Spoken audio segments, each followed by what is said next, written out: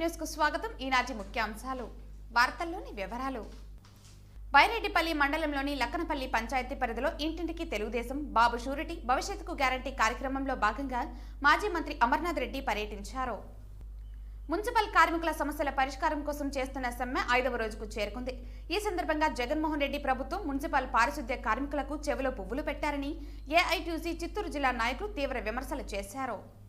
Jaganmohan Reddy direction లో Bharati production ద్వారా విడుదలవుతున్న యాత్ర 2 సినిమాను ప్రజలందరూ బహిష్కరించాలని, ఇది రాజకీయ స్టంట్ డ్రామా అని రాష్ట్ర తెలుగు యువత కార్యదర్శి రవినాయుడు హితవు పలికారు.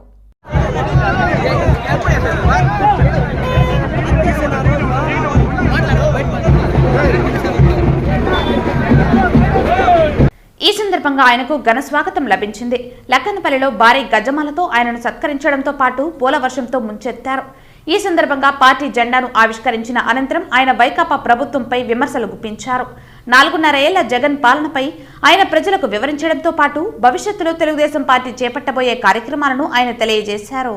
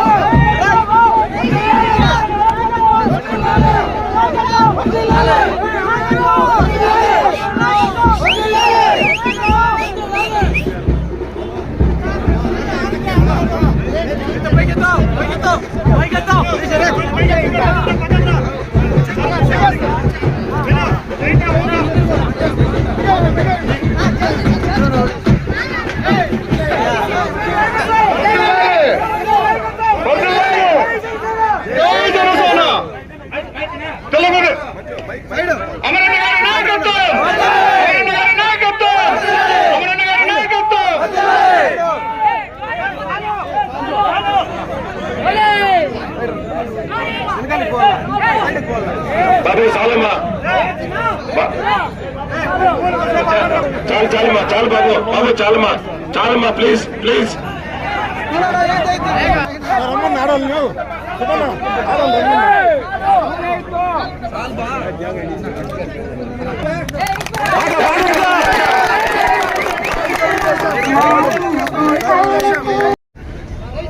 లక్కనపల్లి గ్రామ పంచాయతీ సోదరిమణులు, అదేవిధంగా జనసేన తెలుగుదేశం పార్టీ నాయకులందరికీ కూడా నా హృదయపూర్వక నమస్కారం.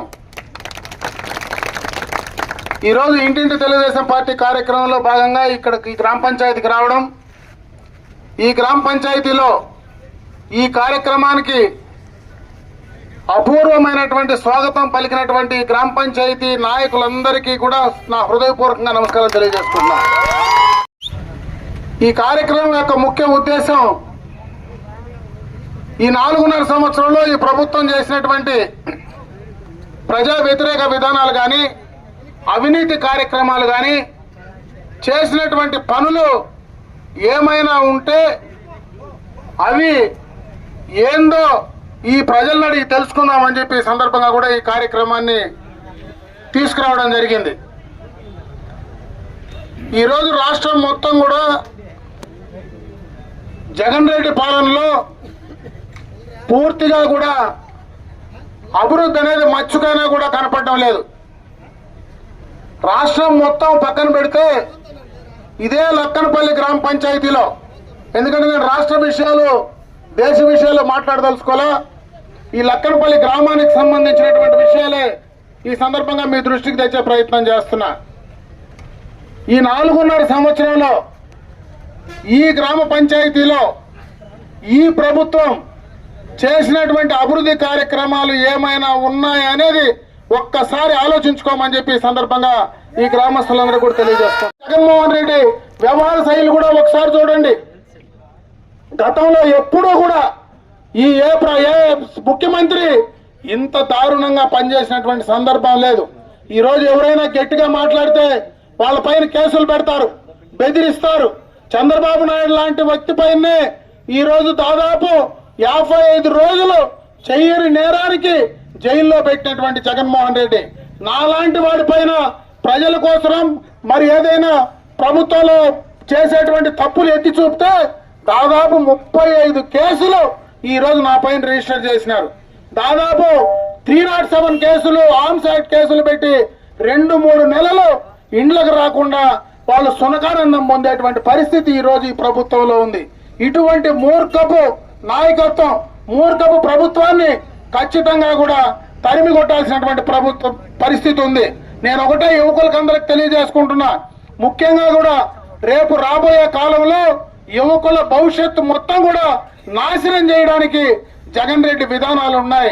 ఈ రోజు పెట్టుబడులు రావడం లేదు. ఎవరైనా పెట్టుబడిదారుడు ఈ రాష్ట్రానికి వస్తానంటే వాళ్ళని తరింగొట్టేటువంటి పరిస్థితి.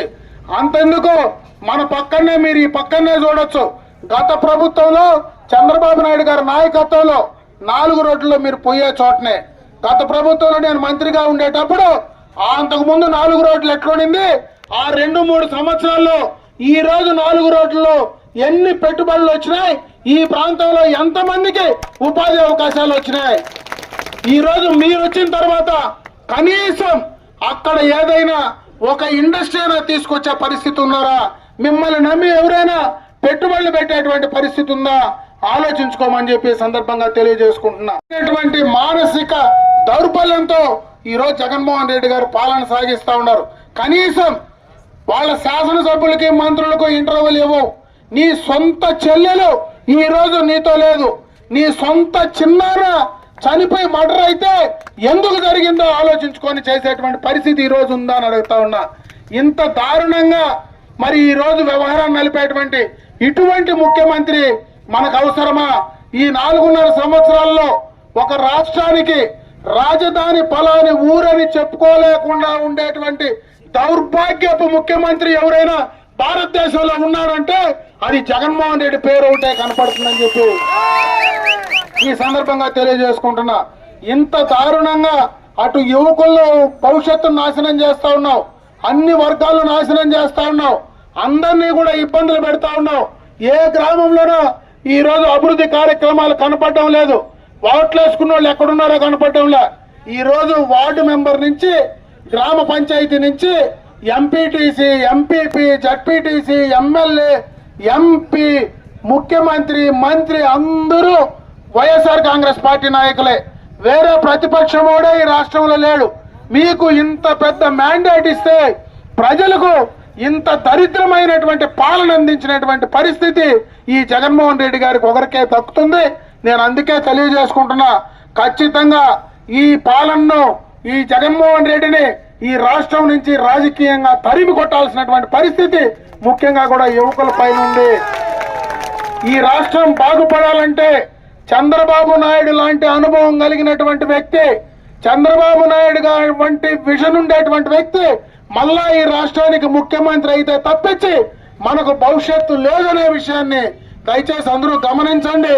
రేపు జరిగే ఎన్నికల్లో తెలుగుదేశం పార్టీకి సైకిల్ గుర్తుపైన ఓటేసి మళ్ళా చంద్రబాబు నాయుడు గారిని ముఖ్యమంత్రి చేయడానికి మీరందరూ కూడా ముందుండి పనిచేయాలని చెప్పి మనస్ఫూర్తిగా కూడా మీకు అందరికీ తెలియజేసుకుంటూ సెలవు తీసుకున్నా. జై హింద్, జై తెలుగుదేశం, జై జనసేన.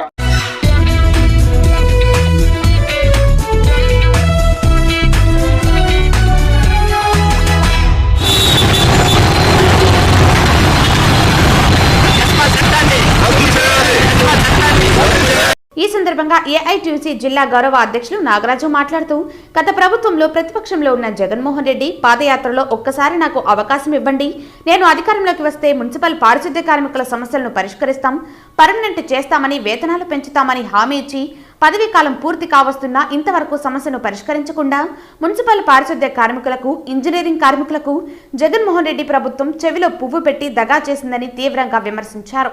ఇప్పటికైనా జగన్మోహన్ రెడ్డి ప్రభుత్వం ప్రజల ఆరోగ్యాన్ని దృష్టిలో ఉంచుకుని నాయకులను చర్చలకు ఆహ్వానించి సమస్యను వెంటనే పరిష్కరించాలని డిమాండ్ చేశారు. లేని పక్షంలో రాష్ట్రంలో జరిగే పరిణామాలన్నిటికీ జగన్మోహన్ రెడ్డి ప్రభుత్వమే బాధ్యత వహించాలని హెచ్చరించారు. ఈ కార్యక్రమంలో మానవ హక్కుల సంఘం నాయకురాలు శోభారాణి, ఏఐటీయూసీ నాయకులు దాసరి చంద్ర, రమాదేవి, గోపీనాథ్, మణి, రఘు తదితరులు పాల్గొన్నారు.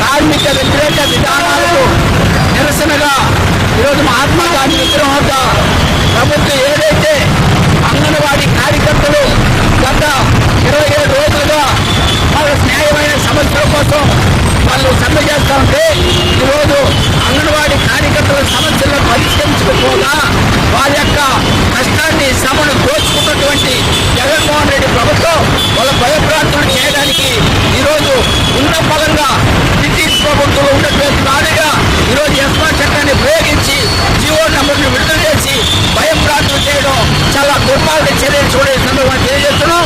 వెంటనే ఏదైతే ప్రభుత్వం విడుదల చేసిందో ఎస్మా చట్టాన్ని రద్దు చేయాలా, అదేవిధంగా జీవో నంబర్ 2ని రద్దు చేసి కార్మిక వర్గాన్ని దగా చేయకుండా మీరు చర్యలు తీసుకోవాలని డిమాండ్ చేస్తున్నా. లేని పక్షంలో ఈ ఎస్మా మాదిరిగాని ప్రభుత్వం కూడా కూలిపోవడం తెలుసుకునే ఈ సందర్భంలో ప్రభుత్వాన్ని హెచ్చరిస్తున్నా. అంగన్వాడీ ఉద్యోగులు గత 26 రోజులుగా సమ్మె చేస్తున్నారు. కానీ ఇంతవరకు చర్చలు చెప్పి కాలయాపన చేస్తూ సంబంధం లేని అంశాల మీద మాట్లాడుతూ చర్చలు ఇలాగే కొనసాగిస్తూ ఇప్పటి వరకు 26 రోజుల కాలం గడిచిపోయింది. పైగా ఈ ఉద్యోగస్తుల్ని భయభ్రాంతులు చేయటకు కొత్తగా ఒక ఎస్మా చట్టాన్ని తీసుకొచ్చారు. ఎస్మా చట్టం అనేది ఎప్పుడైతే విపత్కర పరిస్థితుల్లో ప్రభుత్వ ఉద్యోగులు సమ్మె చేయకూడదో అలాంటి సందర్భాల్లోనే ఎస్మా చట్టాన్ని ఉపయోగించాలి. కానీ ఏ సందర్భం లేకుండా ఊరికినే ఆడ కార్మికులను భయపెట్టడానికి ఎస్మా చట్టాన్ని ప్రయోగిస్తూ భయభ్రాంతులు చేస్తున్నారు. దీనికి ఎవరు భయపడలేదు. ఈ చట్టాన్ని మీరే రద్దు చేయాలని కోరుతూ ఈ రాబోయే రోజుల్లో ఈ కార్మికుల యొక్క సమస్యలు తీర్చుకోవడం పెద్ద ఎత్తున మేము కార్యక్రమాలు చేపడతామని తెలియజేస్తున్నాం. అంగన్వాడీ వాళ్ళపైన ఉక్కు బదులుతో అణచివేయాలనే ఒక నిరంకుశ ధోరణిపై ఎస్మా చట్టాన్ని జీవో నంబర్ 2ని విడుదల చేయడం, వాళ్ళని సమ్మె చేయకుండా అడ్డుకోవాలనే ఒక దురుద్దేశమైనటువంటి ఉద్దేశాన్ని వెంటనే ప్రభుత్వం మానుకోవాలి. అరుచేతిని అడ్డుపెట్టి ఉద్యమాన్ని ఎవరు ఆపలేరు. గత రాష్ట్ర ప్రభుత్వం ఎప్పుడు కూడా ఇలాంటి చట్టాన్ని ప్రయోగించి కార్మికుల హక్కులను కాలరాలేదని కూడా ఏఐటీసీగా మేము హెచ్చరిస్తున్నాం.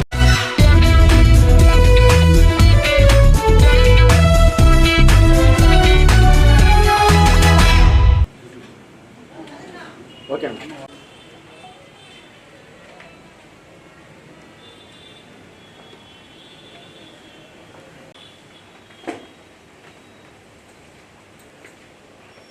తిరుపతి ప్రెస్ క్లబ్ లో ఆదివారం ఉదయం ఏర్పాటు చేసిన మీడియా సమావేశంలో ఆయన ప్రసంగించారు. ఎలక్షన్లో ప్రజల ఓట్లు దండుకోవటానికి, అది మళ్లీ తిరిగి అధికారంలోకి రావటానికి జగన్మోహన్ రెడ్డి, భారతి సజ్జల రామకృష్ణారెడ్డిలు కలిసి ఆడుతున్న ఒక డ్రామా ఈ యాత్ర 2 సినిమా అని ఆయన విమర్శించారు. తన తండ్రి చావుకు కారణమైన వ్యక్తులతో జగన్మోహన్ రెడ్డి నవ్వుతూ పలకరింపజేస్తూ ఆ సంస్థకే చెందిన డైరెక్టర్ కి రాజ్యసభ సభ్యుడిగా నామినేట్ చేయటం ఏమిటని ఆయన ప్రశ్నించారు. రాష్ట్రం విడిపోవటానికి, తెలంగాణ ప్రత్యేక రాష్ట్రం కావటానికి ప్రధాన కారణం వైఎస్ రాజశేఖర రెడ్డిని ఆయన ఆరోపించారు. వివేకానందరెడ్డి హత్యలు కూడా యాత్ర 2 సినిమాలో చూపించారని ఆయన కోరారు. జగన్ మళ్లీ అధికారంలోకి రావటానికి ప్రజలను మోసం చేసేందుకు ఈ సినిమాలు తీస్తున్నారని విమర్శించారు. ప్రజలు గుర్తించి ఈ సినిమాలో బహిష్కరించాలని ఆయన విజ్ఞప్తి చేశారు. జగన్మోహన్ రెడ్డి పన్నిన వ్యూహంలో డైరెక్టర్ రామ్ గోపాల్ వర్మ పడ్డారని ఆయన ఎద్దేవా చేశారు. రాష్ట్రంలో ఆశా వర్కర్లు, అంగన్వాడీ వర్కర్లు, ఉపాధ్యాయులు, మున్సిపల్ వర్కర్లు తమ సమస్యల సాధనకు ఉద్యమిస్తూ ఉంటే జగన్మోహన్ రెడ్డి ఏమి పట్టనట్టు ఉన్నారని ఆయన విమర్శించారు. నిరుద్యోగులు ఉపాధి అవకాశాలు లేక అల్లాడుతున్నారని, ఆత్మహత్య చేసుకుంటున్నారని అన్నారు. రాష్ట్రంలో ప్రజలు కన్నీళ్లు పెట్టుకుంటున్నారని, ఇలాంటి నాయకుడిని మళ్ళా ముఖ్యమంత్రిగా చేసేందుకు ప్రజలు సిద్ధంగా లేరని అన్నారు. జగన్ రాష్ట్రంలో ప్రజలకి రోజుకో సినిమా చూపెడుతున్నారని, ప్రజలు దీనిని అర్థం చేసుకుని రానున్న ఎలక్షన్లో తగిన బుద్ధి చెప్పాలని ఆయన తెలిపారు. ఈ విలేకరుల సమావేశంలో తెలుగు యువత నాయకులు పాల్గొన్నారు. ద్వారా మనం తెలుసుకునే పరిస్థితి నెలకొనింది. 2014 ఎలక్షన్లో తండ్రి చావుని అడ్డం పెట్టుకొని పార్టీ పెట్టి ఆ ఎలక్షన్లో ప్రతిపక్ష పాత్ర పోషించే విధంగా ప్రతిపక్ష హోదా సంపాదించుకున్నాడు. 2019లో తండ్రి చావుతో పాటు ఇంకొన్ని యాడ్ చేసుకొని వాళ్ళ బాబాయిని వీళ్ళే చంపేసి ఆ బాబాయి చావుని కూడా తెలుగుదేశం మీద వేసేసి పింక్ డైమండ్ దేవుని వాడారు, పింక్ డైమండ్ అని చెప్పారు.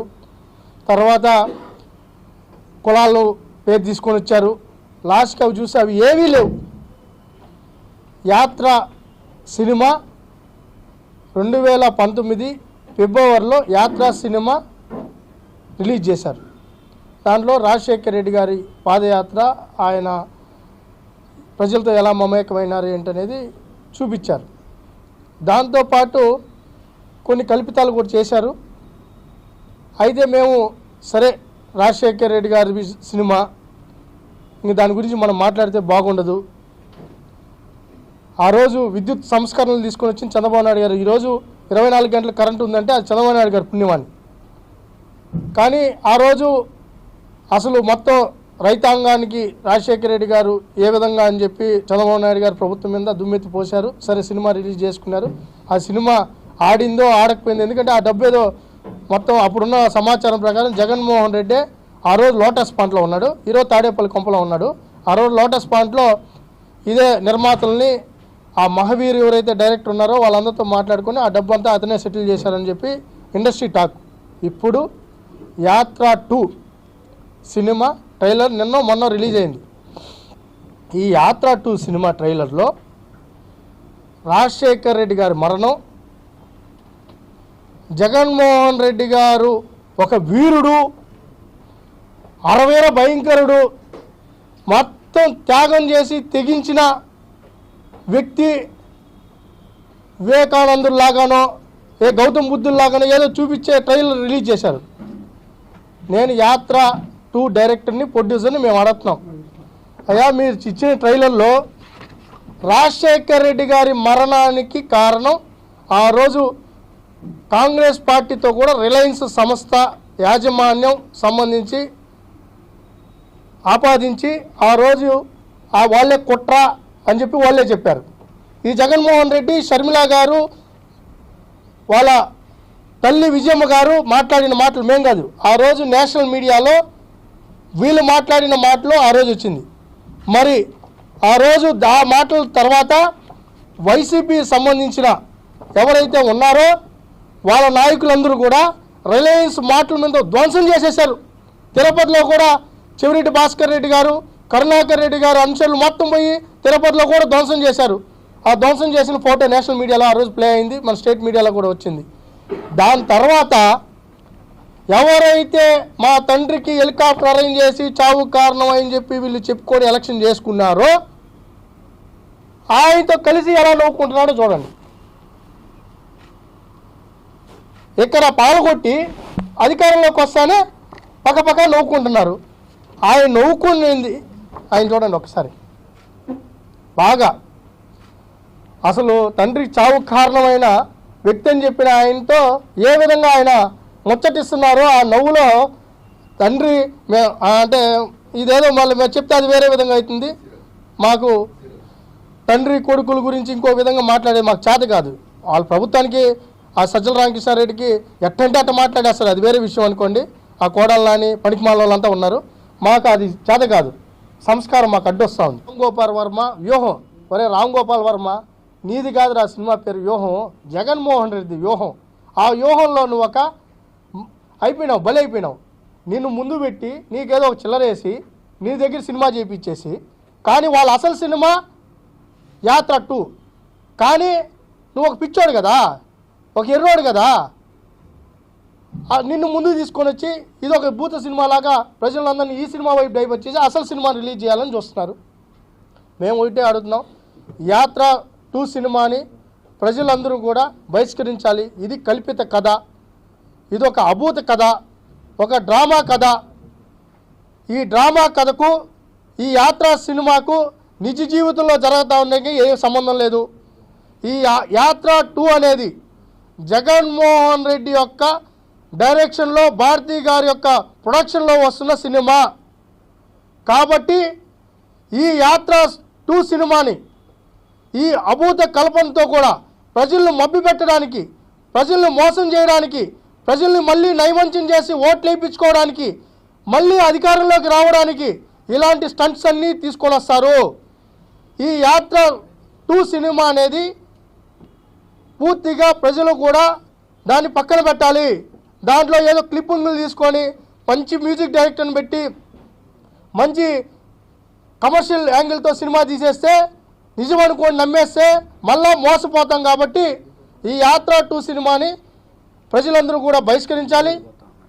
కాబట్టి మేము ఒకటి చెప్తున్నాం, మీరు యాత్ర 2 సినిమాలో మీరు నిజంగా వివేకానంద రెడ్డి గారి చావు కారణంతో ఆ సీన్ చూపించండి.